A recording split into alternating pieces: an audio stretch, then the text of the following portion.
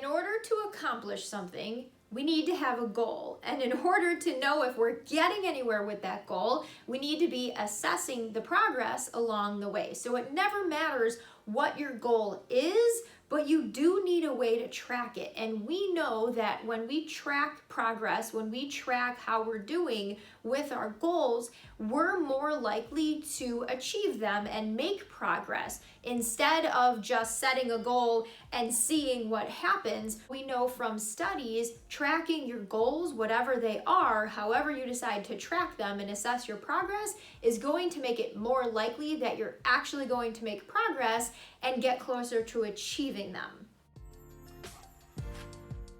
This is a super simple process, and there's two basic steps to figuring out how you're going to assess your own goals or whatever you're working on.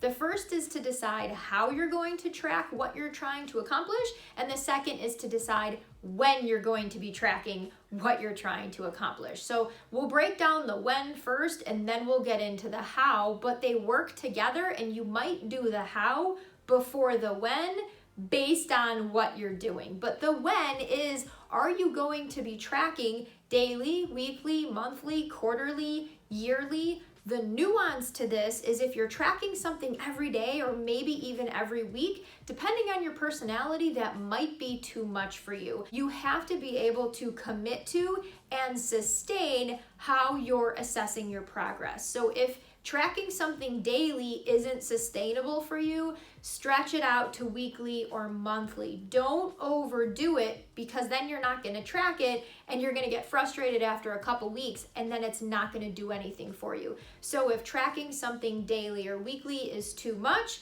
stretch it out.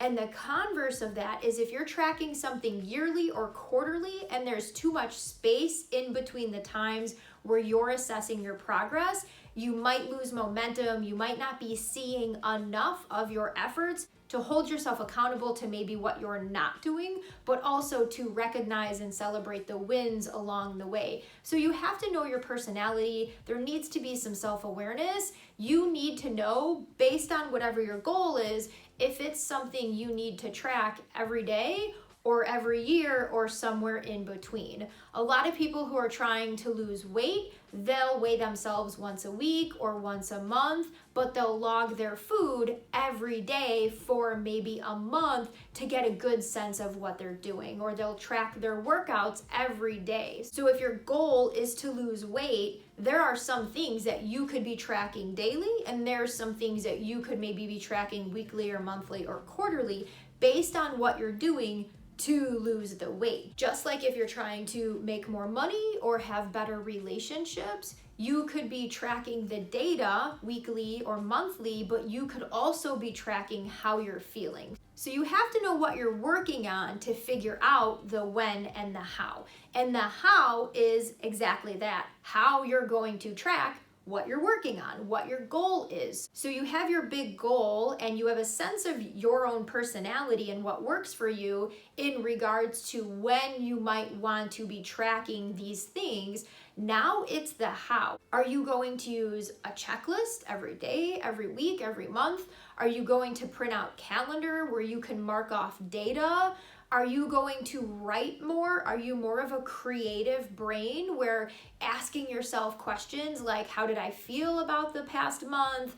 How am I feeling about my efforts? And journaling more about progress? Tracking your progress doesn't necessarily mean only writing numbers down or the data behind setting a goal.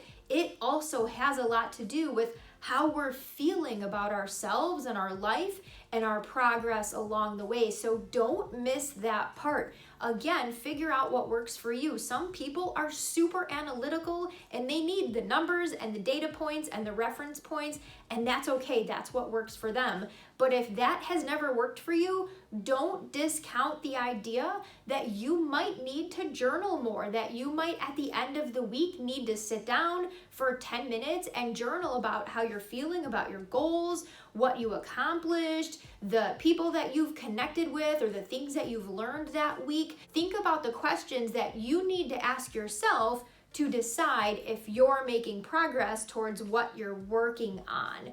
Don't just think of tracking and assessing your progress in terms of numbers.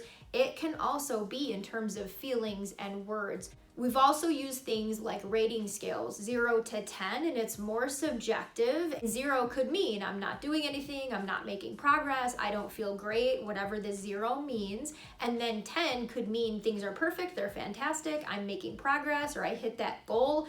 So if you're gonna use a rating scale, decide what that looks like so that it's consistent every time you mark a number on that scale, or that you acknowledge on that rating scale how you're feeling or whatever you're assessing. Just make things consistent for yourself. Decide the how you're gonna do it. Are you gonna use calendars? You're gonna write it down? You're gonna use a notebook? Are you gonna journal?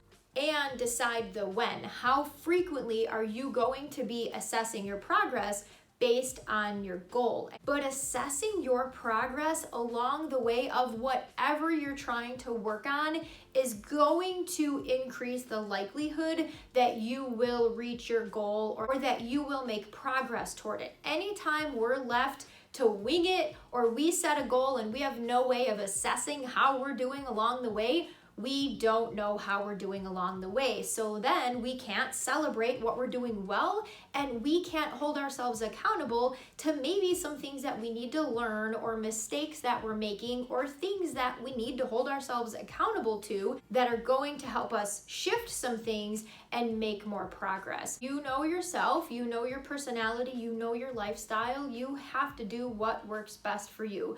But assessing your progress is going to increase the likelihood that you're going to feel overall satisfaction and happiness with your life, because you're going to hold yourself accountable and you're going to know how you're doing along the way based on whatever you're trying to accomplish. Here's a bonus for you. If you've never tracked a goal yourself, maybe you go to the doctor and they track your blood pressure and your weight every time you go for a check-in, but if you have never tracked your own progress towards something, if you've never sat down and figured out when and how you're going to keep an eye on yourself and assess your progress toward whatever you're working on, here's something that I would love for you to try to get your brain working in a way where you're holding yourself accountable and you're recognizing how well you're doing along the way, because you're having more involvement with assessing your own progress. I want you to list out the areas of your life that I tend to use with my clients, and you can make this work for you, but here's what I do with my clients: career, financial, physical health, emotional, mental health, mindset, growth and learning, relationships, and leisure time, free time, how you spend your days.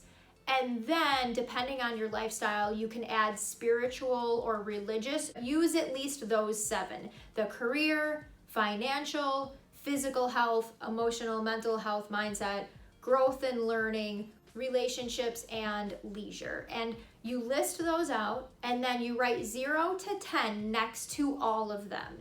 And you decide what 0 means. 0 might mean it totally sucks, you feel terrible about it, it needs a lot of improvement, whatever it means.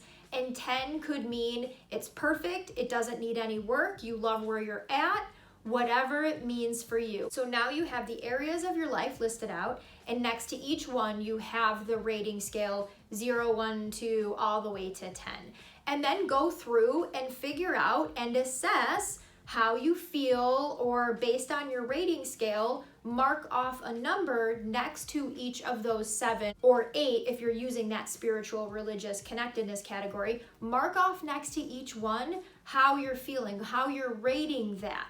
Then you can go and see, hey, these few numbers are really low in these categories. These are some things that maybe I want to put some focus on, or I need to work on. These are some things that are going really well. Go me. How do I celebrate them? How do I use them to my advantage? But if you've never assessed your own progress, doing something like this can get the ball rolling. Then it can also help you set goals and figure out, maybe if you're not even setting goals, what you need to work on or what you want to work on based on your own rating system. And then you can revisit it once a month or quarterly, and see how you're feeling about all those different categories based on the goals that you set from your rating scale. So there's just a little bit of a bonus tactic that I tend to teach my clients to help them start to assess their own lives, and then they can assess progress and track progress along the way based on the goals they set from those different categories.